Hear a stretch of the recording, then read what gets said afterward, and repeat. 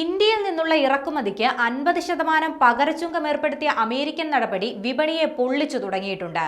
തീരുവ പ്രാബല്യത്തിൽ വന്നതിന് തൊട്ടു പിന്നാലെ ഏലം, റബ്ബർ എന്നിവയുടെ കയറ്റുമതി ഓർഡറുകൾ പലതും റദ്ദാക്കുകയോ നിർത്തിവെക്കുകയോ ചെയ്തു.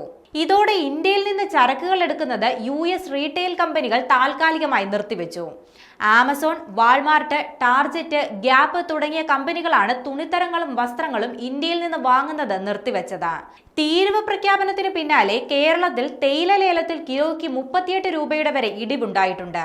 ജൂലൈയിൽ 183 രൂപയായിരുന്നു ശരാശരി വില. കഴിഞ്ഞ ദിവസം നടന്ന ലേലത്തിൽ ഇത് 145 രൂപയായി.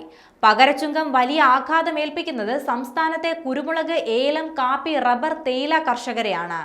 അമേരിക്കയിൽ ഈ ഉൽപ്പന്നങ്ങളുടെ വില ഉയരുന്നതോടെ ആവശ്യക്കാർ കുറയും. സുഗന്ധവ്യഞ്ജന മേഖലയിൽ ഇന്തോനേഷ്യ, ഗ്വാട്ടിമാല തുടങ്ങിയ രാജ്യങ്ങൾ നേരത്തെ തന്നെ വെല്ലുവിളിയായിരുന്നു. അവർക്കാകട്ടെ നിലവിൽ ഉയർന്ന തീരുവ ഭീഷണിയുമില്ല. കുരുമുളക്, റബ്ബർ, കാപ്പി, ഏലം എന്നിവ നേരിട്ടും അവയുടെ വിവിധ മൂല്യവർദ്ധിത ഉൽപ്പന്നങ്ങളും വൻതോതിൽ അമേരിക്കയിലേക്ക് കയറ്റി അയക്കുന്നുണ്ട്. നിലവിൽ ഇന്ത്യൻ തേയിലയും കാപ്പിയും വിയറ്റ്നാം, കെനിയ, ലാറ്റിൻ അമേരിക്കൻ രാജ്യങ്ങൾ എന്നിവിടങ്ങളിൽ നിന്നുള്ള കടുത്ത മത്സരം നേരിടുന്നുണ്ട്.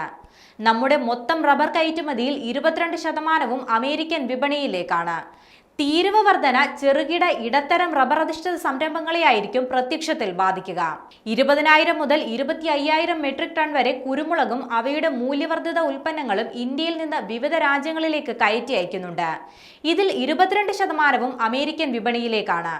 മൊത്തം കുരുമുളക് കയറ്റുമതിയുടെ 60% കേരളത്തിന്റെ സംഭാവനയാണ്. അതേസമയം തീരുവ സംബന്ധിച്ച പ്രശ്നങ്ങൾ പരിഹരിക്കപ്പെടുന്നതുവരെ ഇന്ത്യയുമായി വ്യാപാര ചർച്ചയ്ക്കില്ലെന്ന് US പ്രസിഡന്റ് ഡൊണാൾഡ് ട്രംപ് അറിയിച്ചു.